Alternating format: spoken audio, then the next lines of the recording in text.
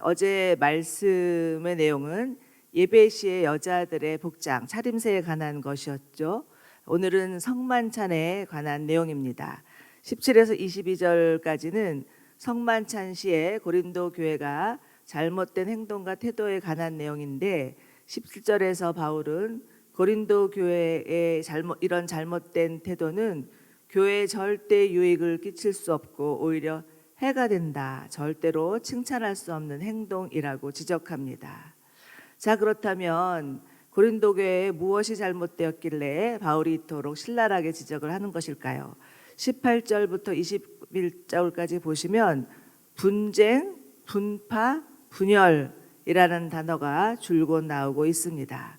고린도 교회 안에 분쟁이 있었고 이로 인해 분파가 생겼으며 분열이 극심해진 것이죠. 그런데 고린도 교회가 이처럼 분쟁과 분파와 분열에 휩싸인 이유는 다름 아닌 예배 시에 드리는 성만찬 때문이었습니다. 여러분, 성만찬이란 무엇입니까? 그리스도의 몸인 교회의 하나됨을 기억하면서 이를 북돋는 예식입니다. 그런데 오히려 이 성만찬 때문에 성도들 안에 심한 균열이 생긴 것입니다. 당시 성만찬은 요즘 우리가 드리는 성만찬과는 조금 달랐습니다. 초대교회 그리스도인들은 주일마다 각자 자기들이 만든 음식을 가지고 와서 교회 와서 함께 모여서 식사를 하고요. 애찬이라고 말하죠. 그 끝에 예수님의 최후의 만찬을 기념하는 차원에서 떡을 떼고 나누어 먹고 포도주를 나눠 먹는 성찬을 드렸습니다. 20절을 보시면 이를 주의 만찬이라고 부르고 있죠. 이것은 주께서 베푸신 만찬, 주를 기념하기 위한 만찬이기에 붙여진 이름이었습니다. 그런데 주의 만찬은 사실 예수님의 자기 희생을 통해서 이루어진 형제적 교제였고 그리스도의 몸으로서의 하나됨을 체험하고 천명하는 시간이었죠. 그런데 실제로는 주의 만찬을 위한 고린도 교회가 모여서 정반대의 광경을 연출하고 있는 겁니다. 부자 그리스도인들이 음식을 많이 가져와서는 자기네들끼리 먼저 먹어버리는 바람에 일이 늦게 끝나서 늦게 도착할 수밖에 없었던 사람들이나 음식을 준비해 올 수 없었던 가난한 사람들이 자연히 소외될 수밖에 없었습니다. 가난한 자들이 당도할 즈음에는 부자들은 이미 곤드레 만드레가 되어서 푸른 배를 두드리고 있었고요. 가난한 자는 먹을 것이 없어서 배를 골게 되었습니다. 그러니 먹는 데서 인심이 난다고 당연히 이들 가운데는 분리가 일어날 수밖에 없었고 갈등이 생길 수밖에 없었습니다. 그러나 그렇기 때문에 성도 간의 하나 되기를 위해서 독려하는 이 성만찬의 예식이 퇴색될 수밖에 없었고, 그런 가운데 드려지는 성만찬은 무의미하고 위선적인 것이 되어버렸습니다. 자, 21절을 보십시오. 21절 보시면 당시의 상황을 잘 설명하고 있는데요. 제각기 자기 음식을 먼저 먹어서 어떤 이는 배고프고 어떤 이는 술에 취하였다라고 말합니다. 사도 바울은 이에 격려해서 부자들을 꾸짖으면서 그들의 교만한 태도에 대해서 비난을 하는데 22절입니다. 여러분이 먹고 마실 집이 없습니까? 아니면 하나님의 교회를 하찮게 여기고 가난한 사람들에게 창피를 주려는 것입니까? 바울은 고린도 교회를 향해서 대놓고 비난을 하는데, 고린도 교회 안에 있는 이러한 행동은 교회를 우습게 보는 것이다. 오히려 교회 안에 빈부격차를 조장하고 분리만 일으키는 것이다. 하등에 도움이 되지 않는 것이다 라고 말합니다. 여러분, 우리는 하나님의 은혜로 구원받아서 하나님의 자녀가 되었지만 육신을 입고 있는 한 완전하지 않습니다. 그렇기 때문에 여전히 옛 성품, 옛 습관이 남아서 우리 안에서 꿈틀거리는 게 사실이죠. 예수님이 이를 잘 아셨기 때문에 매주 있는 그 성만찬을 통해서 예수님의 죽으심을 다시 새기면서 우리 안에 있는 옛사람을 십자가에 못 박고 예수님의 보혈의 능력을 덧입기를 원하셨습니다. 즉 성만찬을 통해서 우리 안에 있는 신분의 격차, 빈부의 격차, 인종의 격차, 십자가에 못 박으며 모든 막힌 담을 허무신 예수 그리스도 안에서 하나 되라 말씀하신 것이었죠. 그런데 오히려 이 성만찬을 하는 동안 이 고린도 교회들은 더 그 옛사람의 모습이 드러났고 아무렇지 않은 듯이 행해졌으며, 그것이 정말 그 성만찬의 의미를 잘못 알아서 행했던 행동과 태도였기 때문에 사도 바울은 이를 아주 구체적으로 지적하면서 이들이 새롭게 되기를 원하고 정말 성만찬의 의미가 무엇인지, 참된 의미가 무엇인지를 깨달아 알기를 원했습니다. 23절부터 25절까지는 성만찬이 무엇인지에 대해서, 성만찬은 어떤 의미를 담고 있는지에 대해서 설명을 하고 있는데요. 함께 읽어보겠습니다. 23절에서 25절입니다. 시작. 내가 여러분에게 전한 것은 주께 받은 것입니다. 곧 주 예수께서는 잡히시던 밤에 빵을 들어 감사하시고 떼시며 말씀하셨습니다. 이것은 너희를 위해 주는 내 몸이니 이해를 행해 나를 기념하라. 이와 같이 식사 후에 또는 잔을 들고 말씀하셨습니다. 이 잔은 내 피로 세운 새 언약이니 이해를 행할 때마다 나를 기념하라. 아멘.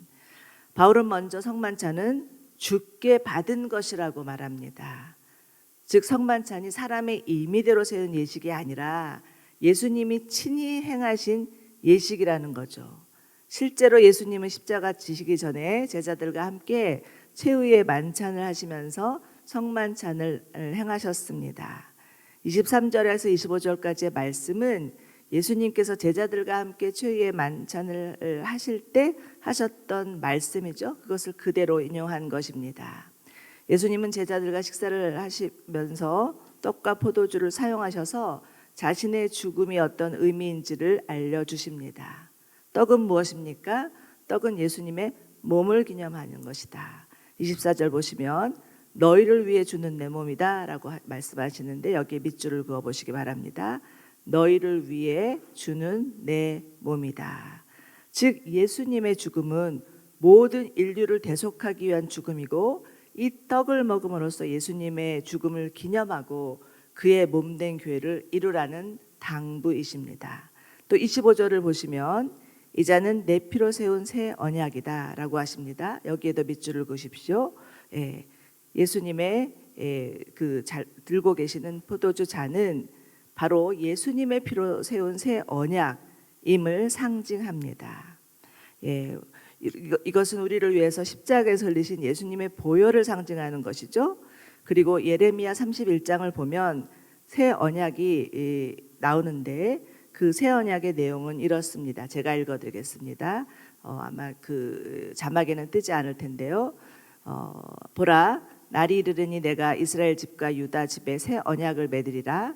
이 언약은 내가 그들의 조상들의 손을 잡고 애굽 땅에서 인도하여 내던 날에 맺은 것과 같지 아니할 것은 내가 그들이 남편이 되었어도 그들이 내 언약을 깨뜨렸음이라. 그러나 그 날 후에 내가 이스라엘과 맺은 언약은 이러하니 곧 내가 나의 법을 그들의 속에 두어 그들의 마음에 기록하여 나는 그들의 하나님이 되고 그들은 내 백성이 될 것이다.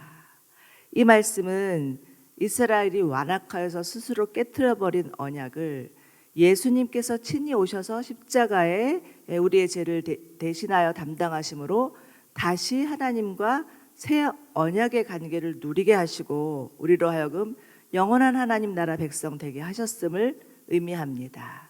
곧 새 언약은 바로 예수 그리스도를 의미하는 것이라고도 볼 수가 있죠. 그러나 이것은 무엇보다 우리 마음에 새긴 언약이라고 합니다. 하나님과 이스라엘 백성 가운데 새긴 언약이 실현되지 않았을 때 예수님은 성령님을 보내주셔서 우리 마음에 언약을 새기시고, 그것은 세월이 흘러도 변하지 않고 상황이 바뀌어도 흔들리지 않는 마음의 언약, 바로 이것이 성만찬의 진정한 의미입니다. 그러므로 우리는 이 성만찬을 통해서 새 언약 주신 예수님을 기념하는 것이죠. 26절 말씀을 보면 빵을 먹고 잔을 마실 때마다 주가 다시 오실 때까지 그분의 죽으심을 선포해야 한다라고 말합니다. 그러므로 성만찬은 세례와 함께 예배의 성례로 매우 중요한 의미를 담고 있습니다. 성만찬에서 가장 중요한 것은 예수님의 죽음을 선포하는 것이고 주의 재림을 기대하는 것입니다. 26절 보시면 그분의 죽으심이라고 표현하고 있는데 개역 개정을 보면 주의 죽음이라고 번역하고 있고요. 영어 성경을 보시면은 rose death 이렇게 표현하고 있습니다. 여기서 주라는 칭호는 예수님이 부활하셔서 만유의 주가 되시고 하나님 우편에 앉아 계시다는 뜻이죠. 그렇기 때문에 주의 죽음이란 예수님의 죽음만 말하는 것이 아니라 부활과 승천까지도 포함하고 있습니다. 그렇기 때문에 성만찬은 주 예수 그리스도의 죽으심과 부활을 선포하는 것이죠. 그리고 예수님은 이 예를 행해 나를 기념하라 라고 말씀하시는데, 이것은 예수님의 구속적 죽음을 내 삶 가운데 현재화하고 실제화하라 라는 뜻입니다. 예수님의 죽으심과 부활이 어떤 관념이나 또 이념이나 철학이 아니라 내 현재 삶의 실제라는 것입니다. 즉 성만찬을 통해서 예수님의 죽으심을 기념할 뿐만 아니라 실제로 우리 가운데 새 생명이 주어졌고 그 새 생명으로 살라 예수님께서 죽으심으로 말미암아 우리 가운데 영원한 구원이 이미 주어졌음을 믿음으로 살라라는 뜻입니다. 여러분, 아무리 성만찬을 매주 드린다고 해도 우리 삶 가운데 예수님의 죽으심과 부활하심이 실제로 적용되지 않는다면 그것은 형식적이고 종교적인 예식에 불과할 뿐일 수 있습니다. 그러나 날마다의 삶에서 예수님과 함께 우리 또한 죽었음을 믿고 우리의 옛자를 십자가에 못 박고 그 새 사람으로 새 생명으로 살 때 또 이 세상에 있는 정과 욕심이나 우리 안에 있는 불안과 걱정과 염려들 불신들을 내려놓고 부활하신 부활의 그 새 생명으로 살 때 우리 가운데 행해지는 성만찬은 현재가 되고 실제가 될 수 있습니다. 요즘 우리는 코로나로 인해서 너무나 안타깝게도 성만찬을 드리지 못하고 있죠. 그러나 그러고 또 요즘은 기껏해야 한 달에 한 번씩 성만찬을 하지만 정말 초대교회 그리스도인들은 매주 모일 때마다 성찬식을 하면서 주님의 죽으심을 기념하였습니다.